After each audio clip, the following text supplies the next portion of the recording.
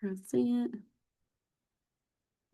Okay, so today we're going to be talking about gut health and just kind of what that looks like overall in our everyday lives and how it impacts our overall health. And I'm excited because there's a couple of things that we're going to dive a little bit deeper into that we normally don't talk about as extensively, but it's just really good information. Cello did some great research, and I'm really excited to kind of share about what she found and the connections because it is really great stuff. And like seeing that deeper level connection is just another like aha moment kind of. But so if you're here tonight, then I have a feeling that have you ever felt exhausted, can't sleep, had a really good night's rest, but still feel exhausted, have experienced mood swings that come out of nowhere, brain fog, digestion is just off, whether that looks like bloating, constipation, cravings, your hormones feel all over the place. Overall, you just don't feel like you.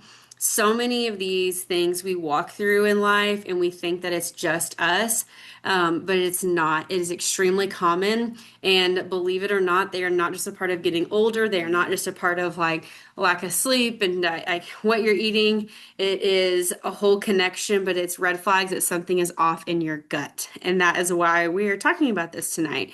Because I definitely feel like it's something that hasn't been talked about a lot, especially just kind of I don't know, the world that we live in going older and we like to put band-aids on a lot of things. And so this is just a different look, a different approach.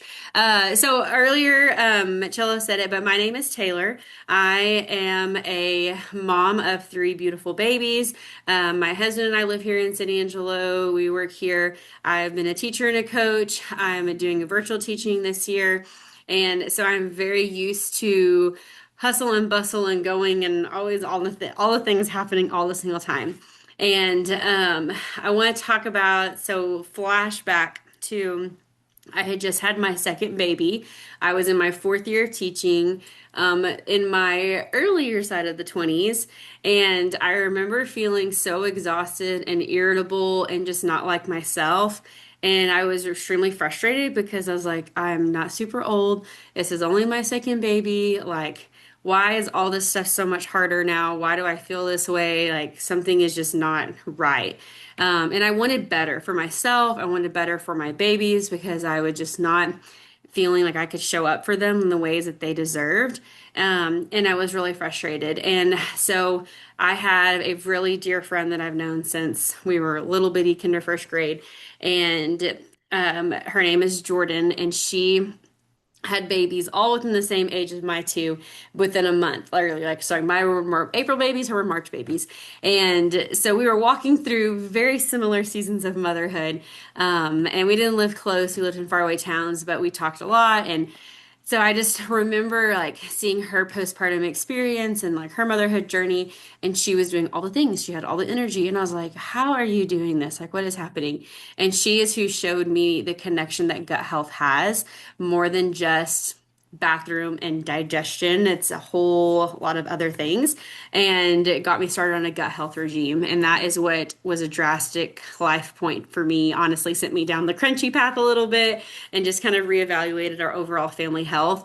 But my energy came back. I started sleeping better. My mood was improved, and it happened very quickly for me. And I was like, this is the best stuff ever. I'm sold, and I'm never quitting.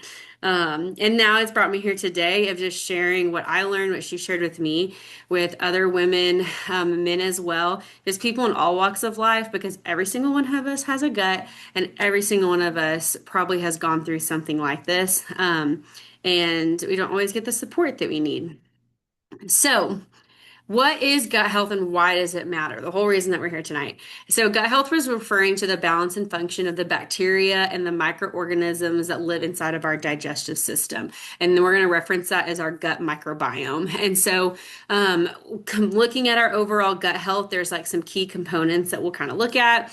And so the microbiome balance is just that good and bad bacteria being balanced out. Like we're going to have bad when it's impossible to get all rid of it. But we want to make sure that it's equal, it's balanced, and it's doing what it's doing. Because when that good bacteria is thriving, especially, that's when our body's going to function like it's designed to do, and it's going to be better. Digestive function as well. And so, looking at when we eat our foods, are we absorbing the nutrients like we're supposed to?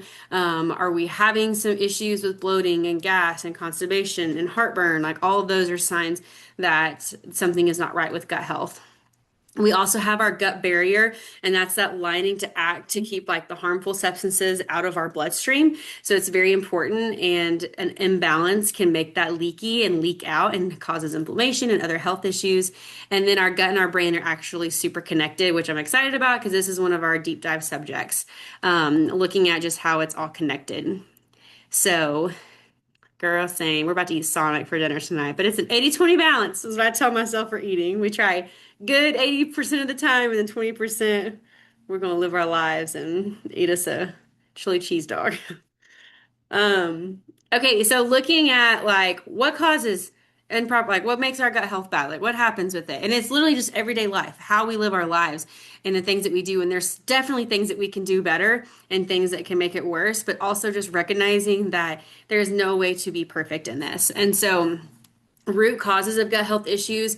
Our genetics play a big role, gut infections, and we have antibiotics. That's going to kill everything in our digestive system, all of our good bacteria and the bad bacteria. And so that's kind of starting us over. Just stress, the types of foods that we eat. There's so many things that we're just exposed to every single day that are impacting that overall microbiome health. And then we also are going to see there are deeper things that can be connected to gut imbalances, little red flags that are not as common that we were like, why is that ever connected to it? Like looking at poor sleep, autoimmune issues, skin issues, allergies, all of these are things that are going to show up as well and be red flags that we just didn't even know. So that sounds so good. Grilling wings, that sounds delicious. I feel like that's pretty healthy. Or frying wings, either one. Both wings are good. Um, okay, so first one, why am I so emotional? You've heard that before. I've never told you that, especially as women. I feel like we get that a lot. But with mood swings and anxiety and irritability, like you're not going crazy, even when you feel like it or if someone tells you. And what happens is our gut and our brain are connected through the gut brain axis, and they're constantly talking to each other, communicating things. And whenever we have an imbalance in the bad bacteria, we're going to see a raise a risk of anxiety, depression, and brain fog. Serotonin is our happy hormone, and that is where 90% of it is actually produced inside of the gut. And so, whenever we have an overload of the bad bacteria, which just happens normal life, antibiotics, stress, poor diet, all of these can impact that serotonin production, worsening it. And that is when we're going to see even more flare ups of those anxiety, the mood swings, sleep issues, postpartum depression. Postpartum depression is a big one as well, just because of the natural hormone drop that happens after having a baby. And so that can just kind of like amplify that. Been there, done that. It's not good, not fun. But I'm so excited. So where we're diving a little bit deeper is looking at this gut-brain axis and how it's a bidirectional communication network, meaning like going back and forth, right? And so this system is going to include neural signaling, so the brain sending messages out, immune signaling, triggering our immune system, making it work like it's supposed to, protecting us, our hormones, and our microbiome metabolites, which is a really fancy word. I know I mispronounced that. Looking at the metabolism, though. And so we have one major neural pathway, which is the vagus nerve. And that is where most of the signals are going with the gastrointestinal tract, which is our digestive system, and then our central nervous system, which is our brain, spinal cord, going out to the rest of our body. And so why does that matter? Why does the vagus nerve matter when I'm talking about my gut and bloating issues? This is the longest nerve in there. And it impacts so many different things, along with digestion, heart rate, breathing, immune responses, parasympathetic activity. And so, whenever that information has to get relayed out, that's the path it's going. And that gut physiology, our gut microbiome, influences how that brain is functioning and vice versa. In other words, like how it is able to communicate with us. Oh my word, I did not know that. I love it. I love that y'all are in the chat. It makes me so happy because I feel like we're all having a little fun party together. Okay, so gut health, inflammation, and brain function, right? So we've got our central nervous system, and that is impacting all of it. And whenever we have a disruption in the gut microbiome, then we're going to see that anxiety and depression, ADHD, autism, neurodegenerative conditions, Parkinson's, Alzheimer's, and those are because those are kind of brain and not, and these are not like, oh, you have this, it's because of your gut health. Like that is not what I'm saying, but there has been study and research shown that there is a little bit of a connection for some cases, and it just kind of boils down to that when that gut barrier is impaired and then these LPSs enter into circulation and it triggers systemic inflammation. So inflammation is a big bad thing in our bodies and it can cause a lot of disruptions. And so this is just some examples of what inflammation can look like and show up in the body and can lead to over time. And so because that inflammation it influences our brain signaling, mood regulation, and cognitive function, which are all important components of those different disorders and things. And so looking at like our brain has to send messages throughout the body. And so when we have this leaky gut, it's leaking things out, it's causing inflammation, it's affecting those messages being sent. And that's when we kind of see like those worsening symptoms or those things develop.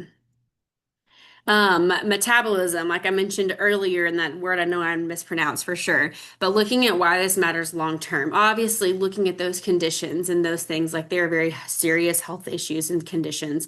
And so just addressing that, wanting our brain to function properly like it can be, the best of it can be. And like we know that the Lord is in control and He has whatever, like, a plan for our life and stuff, but there are things we can do to help like keep our body a temple and live as healthy as possible. And so when we have chronic inflammation just over and over again, we're going to see issues with our metabolism. And that can have an impact on the brain health outcomes as well. So, like for instance, people with type 2 diabetes actually have an increased risk of dementia. And that is just because when we have insulin resistance, there's that chronic inflammation throughout the body. And then we have that vascular and metabolic stress because of what our blood and the blood sugars. And so that can just raise that risk of developing dementia later on in life. And so, in a whole little nutshell, looking at our gut, looking at our metabolic health, like they both have a super big impact on protecting our brain and having our healthy brain, um, which is just crazy because there's just so much with that. And so, on the other side, question with this. So looking, that's all the brain stuff. Why am I tired all the time? So hormones, whew, a big one. And believe it or not, all these main hormones, especially us as women that we have, they are all connected to our gut. All right. And so, like for instance, estrogen, whenever we have too high of levels of it, we're going to see it show up in our body like mood swings, fatigue, weight retention. And cortisol is going to show up as anxiety, low energy, poor sleep. Our thyroid impacts like our brain fog, metabolism issues, extreme fatigue can go on to be hyper or hypothyroidism, Hashimoto's, all of that. And your gut is impacted in all of these areas, like all of these hormones through the good bacteria in our gut. So, for instance, estrogen has to be cleared out and broken down. And whenever we have too much of the bad bacteria, the good gut bacteria, the estrobolome, cannot do what its job is supposed to do. And that's when we have high levels of it. Cortisol is our fight or flight hormone. And so we need that regulated and it's calmed inside the gut. Like for me, my fight or flight is definitely connected to the gut because it's like, if something gets it all riled up nice and high, I'm like, ooh, I got a sick in my tummy kind of feeling. And then our thyroid. So the conversion of T4 to the active T3, which is like what we need for steady energy, that happens in the gut. And so when there's too much of the bad bacteria, that conversion cannot happen. And that is where that extreme fatigue, and even if you're sleeping 12 hours a day. It's also, I was doing my little deep, like the research and stuff that Cholo and I were working on, that the proper gut function that supports the absorption of nutrients required for thyroid activity specifically. So, like, obviously, all nutrients are going to be absorbed in our digestive system, but selenium, zinc, iodine, and iron are those big ones for our thyroid to function like they're supposed to. And whenever our gut is not able to absorb the nutrients like it needs to, those are not going to be absorbed, and we're going to see that direct impact with the thyroid. So let's look a little bit more into our thyroid. Our thyroid is important because that is going to help us process, like think specifically with our metabolism and our energy, right? It also helps with our body temperature and just like I want to say homeostasis. I think that sounds right. Yes. And then our cognitive function as well. So that's like the brain fog side of it. When we have inflammation, like we talked about with the brain stuff, then we are going to have an interference with that thyroid signaling. And that is where, like, over time, those thyroid conditions turn into autoimmune issues like Hashimoto's, hyperthyroidism. And a large portion of our immune system is in our gut. We're going to talk about that in a couple of slides. And then this dysfunction is going to show up like fatigue, low energy, brain fog, difficulty losing weight, hormonal imbalance. And all of it is really just you can see like the thyroid plays a really big role for that, especially for women. And so that's why it's super important that the gut is doing what it's supposed to so the thyroid can function like it's supposed to. And I know I'm going really fast. So if you have questions, please just shout and you can stop me. I'm a teacher, so I'm used to just like rolling through things. So please slow me down if you need me to. Um, why do I feel bad all of the time? So we're going to look about low immunity, feeling run down, tired all the time, chronic health issues. And so, like I said, I think on a couple other slides, 70% of our immune system lives in our gut. And that is obviously super important for fighting off illnesses, keeping us healthy, and reducing inflammation, which we've already seen can cause a lot of issues. And so, immune system, like I tell my kids, we talk about the immune system like little ninjas. And so when we're talking about what foods we need to eat and not eat and getting sleep, all the battles they want to fight me on, I'm like, we got to have strong ninjas, and that's our immune system. And so whenever we have a bad imbalance of the bad bacteria, we're going to have an impact on that. And it can also show up in our lives, such as like migraines and brain fog. That can be triggered as well because of the inflammation, fatigue and low energy we've already talked about. And on the other side of like if we're not getting the nutrients that we need, we're not absorbing iron like we're supposed to, like our body needs to, or just our general vitamins. Not all multivitamins are created equally. Most of them are just passing right on through. And so that's super important as well. And then also having your gut being able to digest it and absorb it like it's supposed to is really important. Obviously, super big ones, and I feel like these are the ones that are red flags most people reference when they think about gut health. I know I was this way of when you're looking at the constipation, the bloating, or extreme going to the bathroom way too many times a day. IBS-D, yeah, IBS-D. Anything like that, that is where like your body is going to need support as well. What's something that's kind of cool, I mean, it's not cool, but it's different of someone was speaking, it's been a long time, I can't remember when I heard it, but things that are happening on the inside will show up on the outside, referencing like skin issues. So like acne, especially like hormonal acne, things like that can also be directly connected to what's happening on the inside with your gut. Um, I also, when I was doing some extra research with it, I found like chronic low-grade inflammation is now recognized as a contributing factor in metabolic and neuroendocrine, so our endocrine system, hormones, and all that dysfunction. And so it's just another piece of research supporting like how much inflammation can be so like so detrimental to just our overall body. Okay, this is always a fun one to talk about. Why can't I lose weight even when I'm doing all of the right things? So you may be someone that is like a calorie counter, working out every single day, eating the healthiest of healthy, and you are still not seeing the results that you want to see.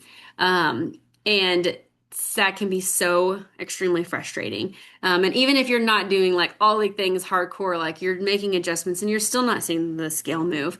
Or if, just like some people can drop it so naturally. And there is a connection to what is happening in your gut. So whenever we have a bad imbalance of our gut, that is going to have like the bad bacteria and the yeast overgrowth want all of the bad things to eat. That's where our cravings show up because it wants the sugar, it wants all of the carbs, because that's how it thrives and feeds off of it. And so whatever that is going up, it's going to slow our metabolism down, and then our body's going to be storing onto that extra fat. Our blood sugar also plays a super vital role in this as well because it impacts kind of how we feel. And so, whenever our blood sugar spikes and then crashes, that leaves us not only feeling super fatigued and run down and kind of like needing a pick me up, wanting to snack, wanting to, go get that soda or whatever, but it also keeps us in the fat storing mode. Our body is like in fight or flight, wanting to hold on to everything for survival, kind of. Inflammation automatically adds pounds, like a camera adds pounds, whatever that saying is. Inflammation, it makes you everything look puffy. And then nutrient deficiencies as well. When our body is not getting the nutrients it needs, then we can't absorb what we're supposed to. And so we're not going to be able to let go of the things because it thinks that we're starving in a sense. So, no, your body is like, it's not your fault if you're trying super duper hard and you're still not seeing the results you want. It could be your body working against you because of that imbalance. And so we're going to dive a little deeper into this, especially because GLP-1 is such a big buzzword right now. And I feel like everybody is somewhat looking at that path or on their path. And I want to talk about what that is because I feel like it's not always communicated very well. But we already have GLP-1 naturally in our bodies. It is a hormone that we make in our gut. Um, get out of here, Zoom. We haven't been on that long. And that is what helps us regulate our appetite and satiety, or whatever I probably mispronounced that, but feeling full, our blood sugar levels, insulin response, and our gastric emptying. So just being able to push everything out. And so the gut health is going to play a big role in this signaling because we talked about that gut-brain axis and sending those messages of like, yes, you are full. No, you do not need that. Your blood sugar levels are steady. Your blood sugar levels are steady. And so whenever we have that imbalance, it's going to disrupt those cues and impact overall just our blood sugar and hunger and all of that. Something that is really neat that I'm still kind of like doing some research on. I have a couple women that are walking through this with me right now.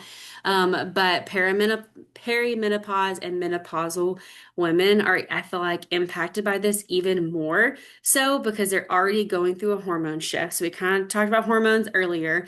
And so whenever that estrogen and progesterone are declining, then they see an increased insulin resistance, changes in the fat storage, increased hunger and cravings, slower metabolic rate. And so all of this is going to cause some inflammation in the body, impacting the gut microbiome, all of that. And so whenever the GLP-1 can get back to regulation like it's supposed to, it's going to help with all of those symptoms and has helped with all the fun, not fun things that happen when you're going through the change, um, which I thought was just like I said, the body is very cool because it's very connected.